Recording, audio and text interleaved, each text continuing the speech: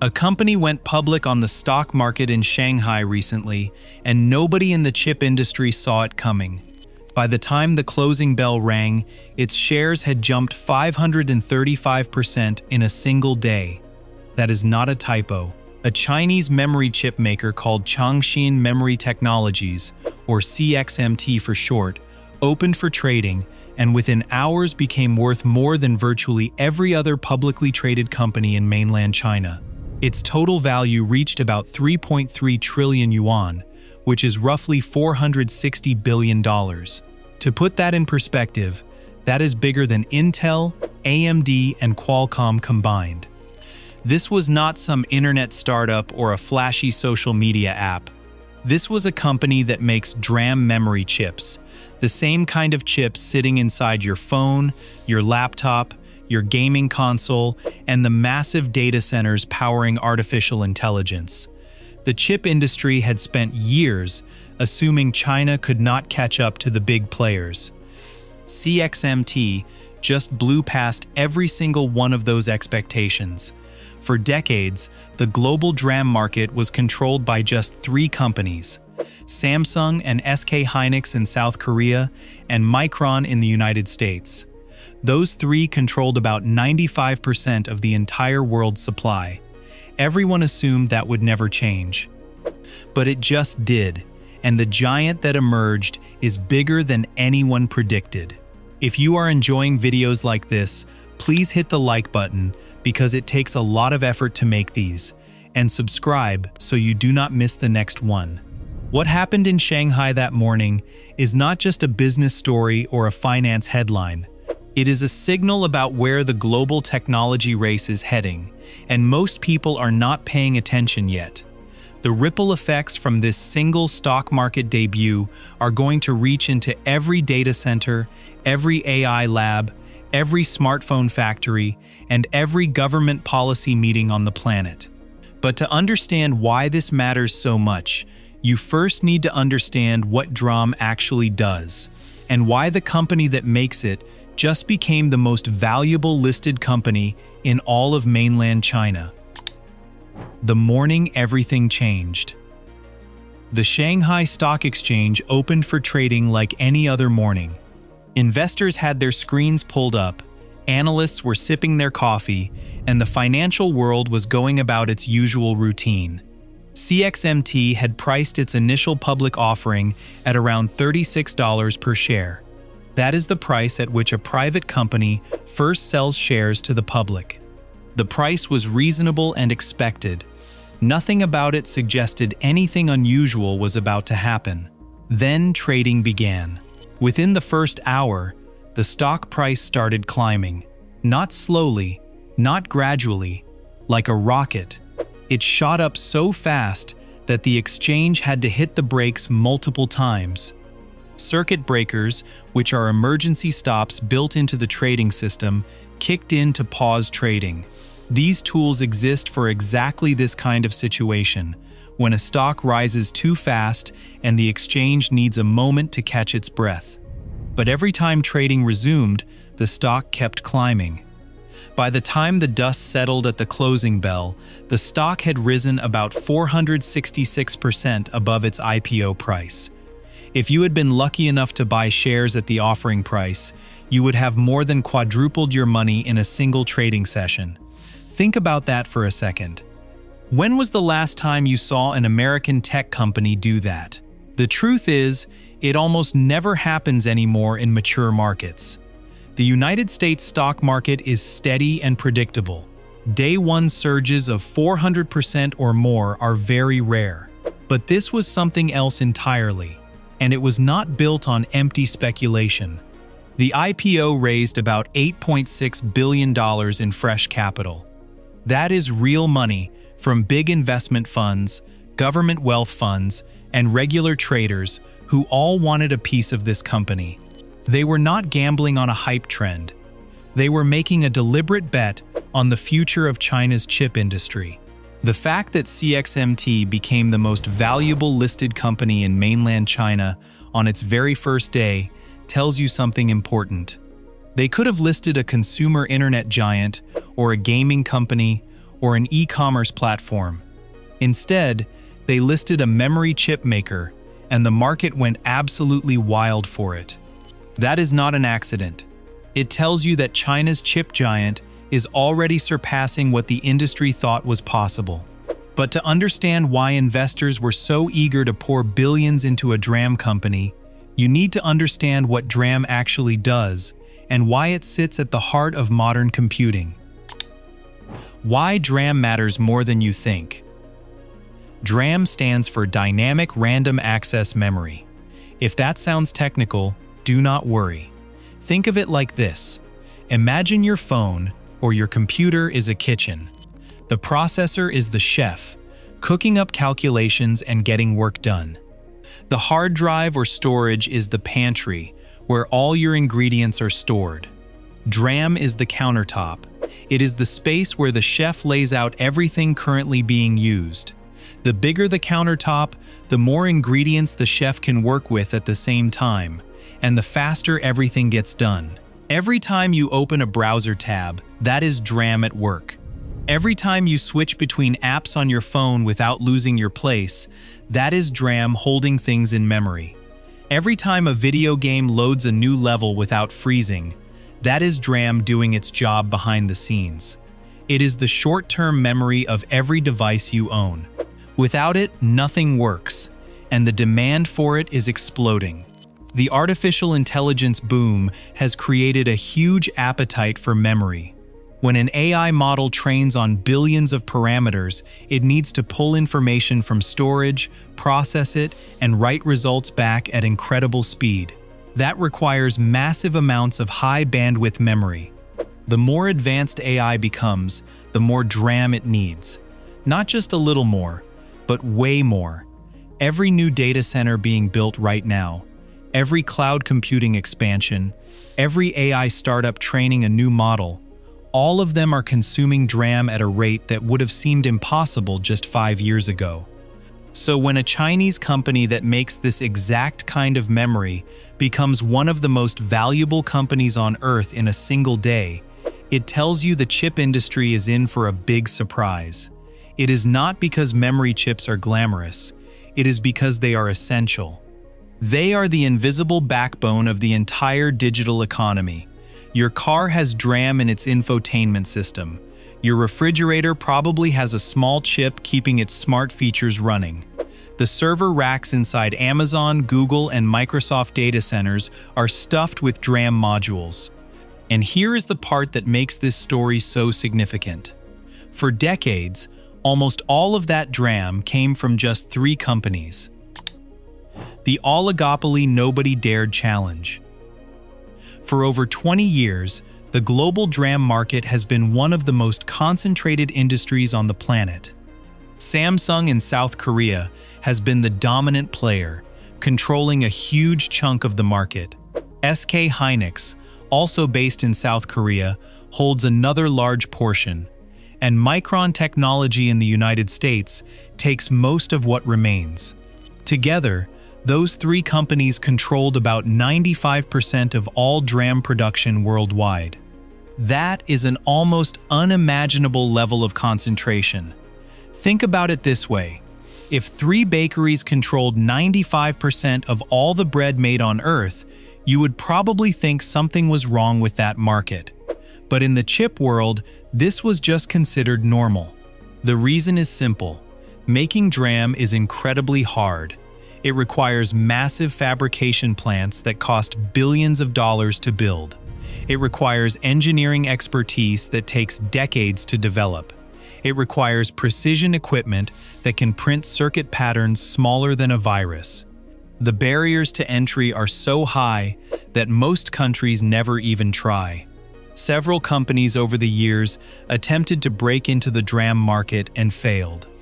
Elpida in Japan went bankrupt. Qimonda in Germany collapsed. Nanya in Taiwan scaled back dramatically. The lesson everyone learned was the same. Do not try to compete with Samsung, SK Hynix, and Micron. The 3 of them have the scale, the experience, and the muscle to crush anyone who tries. And for a long time, that is exactly how things stayed. China watched from the sidelines. They imported DRAM chips by the billions, paying whatever price the Big Three demanded. Every smartphone factory in Shenzhen, every server farm in Beijing, every electronics maker across the country relied on memory chips designed and built in South Korea and the United States. Nobody in the industry thought China could build a company big enough to challenge that setup. The gap seemed too wide. The head start seemed too large. But China had been quietly planning something, and what they did next is something almost nobody in the Western chip world believed was possible. How China built a chip giant from scratch. CXMT did not appear overnight. The company was founded in 2016, which means it went from a startup to the most valuable listed company in mainland China in less than a decade. That timeline is staggering when you consider how long it took Samsung and Micron to reach similar scale. Samsung has been making memory chips since the 1980s. Micron was founded in 1978. CXMT did it in under 10 years. How? The answer involves a combination of government backing, aggressive hiring of engineers, and a strategy that prioritized scale over perfection. The Chinese government identified chips as a critical national priority years ago. They poured state loans, infrastructure support, and policy incentives into companies like CXMT. This was not a secret. It was openly discussed in Beijing's planning documents. The goal was self-sufficiency. If foreign suppliers ever cut China off, the country needed its own chip industry to keep running. CXMT benefited from this push more than almost any other company. They received funding to build fabrication plants, hire engineers, and purchase manufacturing equipment. And they did something else that turned out to be incredibly effective. They focused on getting good enough rather than getting perfect. Their first DRAM chips were not the most advanced in the world. They did not match Samsung's cutting-edge products in density or power efficiency, but they worked. They were functional, reliable, and most importantly, they were cheaper. That is a powerful combination in the chip market. CXMT started by selling chips for less critical applications, products where absolute top-tier performance was not required. Consumer electronics, budget smartphones, industrial equipment. They carved out a niche and then expanded from there. Year by year, generation by generation, they improved. They hired engineers from South Korea, Taiwan, and the United States. They invested heavily in research and development. They built new fabrication plants and ramped up production capacity. And the market noticed. By the time CXMT was ready to go public, it was producing DRAM chips at a scale that made it impossible to ignore. The company was no longer an experiment or a government project. It was a real manufacturer making real products that competed with the established players. The investors who bought shares on IPO day were not betting on potential. They were betting on a company that was already shipping product. What started as an underdog had grown into a giant that the rest of the industry never saw coming. But the reason this matters so much goes beyond one company's stock price. It connects to the artificial intelligence revolution happening right now, and that is where the story gets truly enormous. The AI connection that changes everything. Artificial intelligence is the biggest technology trend in the world right now. Every major tech company is pouring billions into AI research. New language models, image generators, and autonomous systems are being developed at a pace that leaves most people struggling to keep up.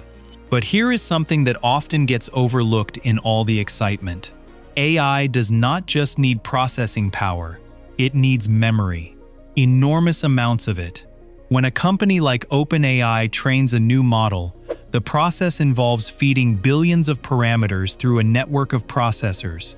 Those processors need to access data at incredible speeds, and the results need to be stored and retrieved just as quickly. That is where DRAM comes in. The memory bandwidth required for modern AI training is mind-boggling. We are talking about moving terabytes of data per second through a system that cannot afford even a millisecond of delay. Every new generation of AI models demands more memory than the last, and the companies building data centers for AI are buying DRAM as fast as makers can produce it. Now connect that to CXMT. A Chinese company that makes DRAM just became one of the most valuable companies on Earth. It has $8.6 billion in fresh capital from its IPO. That money is going straight into expanding production capacity, building new fabrication plants, and hiring more engineers. China is not planning to just participate in the AI memory market, it is planning to lead it. If CXMT captures even a significant portion of the global DRAM supply, China gains leverage over every data center, every cloud provider, and every AI startup on the planet. That is not a hypothetical scenario. It is the direction things are already moving, and this is where the global implications become serious. The United States has spent the last several years trying to slow China's chip progress through export controls and sanctions. The idea was to restrict access to advanced equipment and force Chinese companies to fall behind. But CXMT's IPO suggests that plan may not be working as intended. Sanctions can slow things down, but they can also push the targeted country to work harder and build its own alternatives. That appears to be exactly what happened. China did not give up when sanctions hit. They invested more, recruited more aggressively, and built domestic supply chains that reduced their dependence on foreign technology. The result is a company that now competes with the biggest players in the most critical segment of the chip market. And with $8.6 billion in new funding, CXMT is positioned to accelerate that competition even further. The AI connection makes this story about much more than chips. It is about who controls the foundation of the future digital economy. What happens next? So where does this go from here? The short answer is that the global chip landscape just shifted, and nobody knows exactly what comes next. But there are some things we can reasonably predict. First, CXMT is going to expand production aggressively. That $8.6 billion from the IPO is not going to sit in a bank account. It is going into new fabrication plants, more equipment, and more engineers. China wants to increase its DRAM market share, and the way to do that is by producing more chips and selling them at competitive prices. Expect CXMT to undercut Samsung and Micron on price to win customers. That is the classic strategy for a challenger entering a market controlled by established players. Second, the United States is going to have to respond. The current export control plan was designed under the assumption that China could not catch up. That assumption just took a serious hit. Policymakers in Washington are likely reassessing right now. Do they tighten sanctions further? Do they try to rally allies like South Korea and Japan into a coordinated restriction? Or do they shift toward investing more in domestic chip manufacturing? The truth is, sanctions without allies are weak, and allies like South Korea and Japan have their own economic relationships with China that they do not want to damage. This is going to lead to some very complicated and very tense talks in the coming months. Third, the established DRAM giants are watching closely. Samsung, SK Hynix, and Micron now have a real competitor with serious financial backing. If CXMT starts taking market share, those companies will have to decide whether to compete on price, invest more in advanced technology, or both. The DRAM market has been comfortably controlled by 3 players for over 2 decades. Adding a 4th major player changes the dynamics in ways that are hard to predict. Fourth, and perhaps most importantly, this is part of a larger pattern. CXMT is not the only Chinese chip company making progress. Huawei is designing its own chips. SMIC is advancing its manufacturing capabilities. Yangtze Memory is growing in the flash storage market. China is building an entire network of chip companies, some state-backed and some private, all working toward the same goal of tech independence. The IPO of CXMT is a funding milestone in that broader effort.